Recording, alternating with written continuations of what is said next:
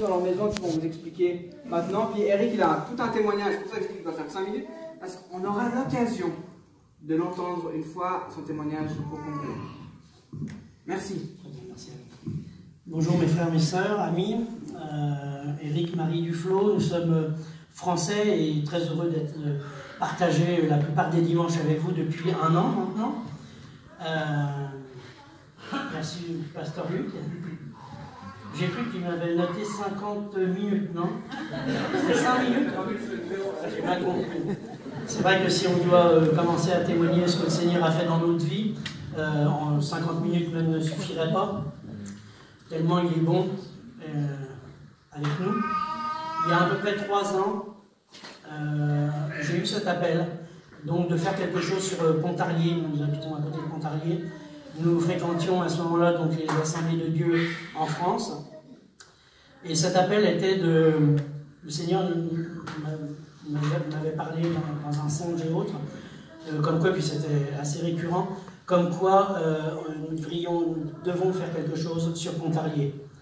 Et moi, en tant qu'un bon Gédéon qui se respecte, il m'a fallu quand même plusieurs confirmations pour pouvoir ouvrir quelque chose. Donc ça fait il y a 3 ans, et je n'ai ouvert quelque chose, on a ouvert un ministère simplement 1 an et demi après. Donc pour vous dire qu'il a vraiment fallu, parce que c'est pas facile, bien évidemment, de se dire le Seigneur m'a parlé, je crois qu'il veut quelque chose de moi, est-ce que c'est ça, est-ce que c'est vrai, est-ce que je me trompe pas, est-ce qu'on ne va pas faire n'importe quoi, parce que lorsqu'on veut servir le Seigneur, on a envie de le faire bien, et le mieux possible, avec tout notre cœur, pas par orgueil, bien évidemment, mais avec notre cœur.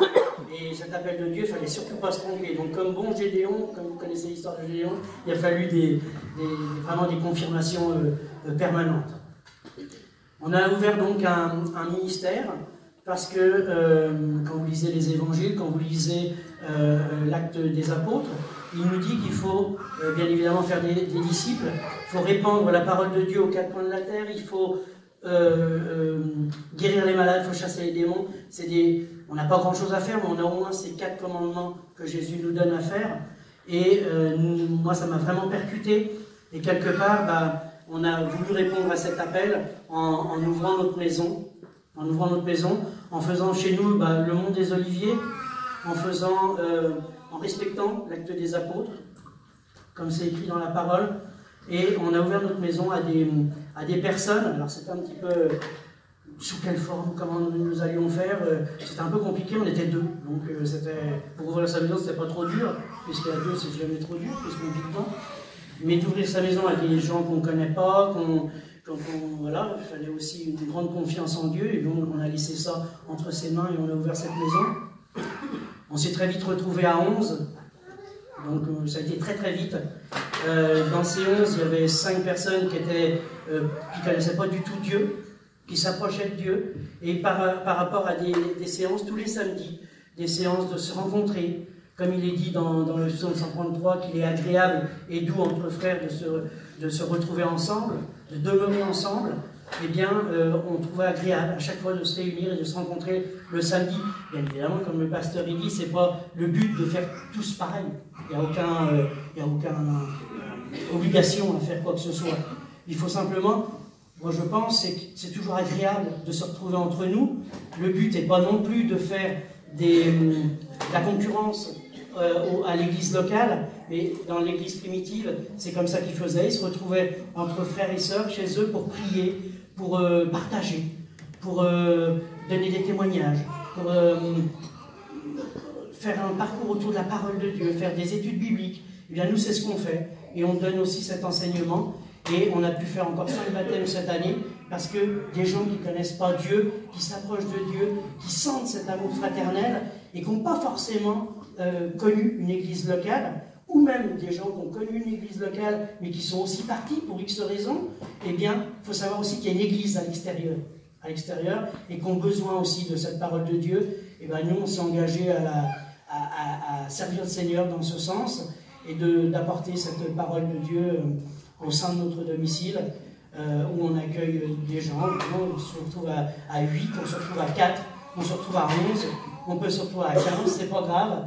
il y a de la place, en plus il y a toujours des bons gâteaux, donc c'est excellent, comme vous voyez, je ne suis pas quelqu'un qui crache sur la nourriture, donc voilà, c'est toujours agréable de se retrouver, on est entre nous, il y a plein d'amour, on fête les anniversaires et autres, et c'est complètement indépendant de ce qu'on peut vivre le dimanche ici. C'est vraiment un complément, comme le pasteur il dit, le but c'est pas de concurrencer l'église locale, c'est simplement un jour, un matin, un dimanche matin par semaine, on a trouvé aussi peut-être que c'était un peu juste et qu'on avait besoin d'un peu plus.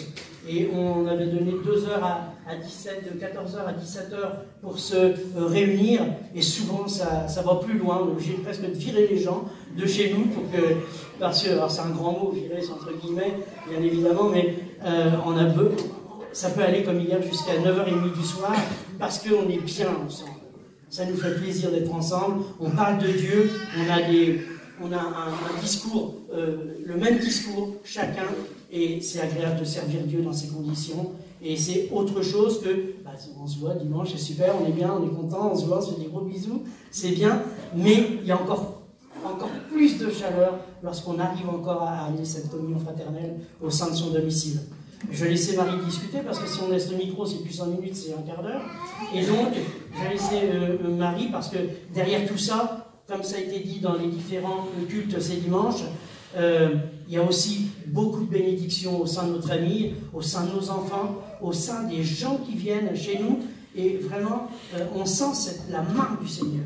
Elle est posée sur les gens qui viennent avec un cœur fidèle et sincère au sein des réunions, au sein de cet amour fraternel qu'on partage ensemble. Et je vous exhorte vraiment à ressentir vraiment tout cet amour qu'on ressent aussi. Je sais que vous le faites, mais n'hésitez pas, c'est sans calcul. Le Seigneur, il nous aime d'un amour inconditionnel. Eh bien, nous, on est aussi sans condition pour lui, on y va. Il faut donner. Je vous remercie. Bonjour, frères et sœurs. Je pense qu'il a dit le principal. Moi, je vais intervenir en tant qu'épouse, et puis j'ai été aussi, quand le Seigneur fait quelque chose dans un couple, il parle souvent aux 2 personnes. Donc, c'est vrai que moi, je suis toujours un peu sceptique. Des fois, j'ai des doutes, ou peut-être par manque de confiance.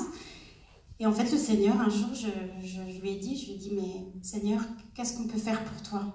Dis-nous, être spectateur, c'est bien, mais être acteur, c'est mieux. Dis-nous, montre-nous qu'est-ce qu'on peut faire pour toi. Et c'est vrai que des fois, il n'y a pas besoin de courir de long en large, mais c'est vrai que s'ouvrir aux autres, ça fait partie, je pense, de notre mission, celle que Jésus il a voulu pour nous.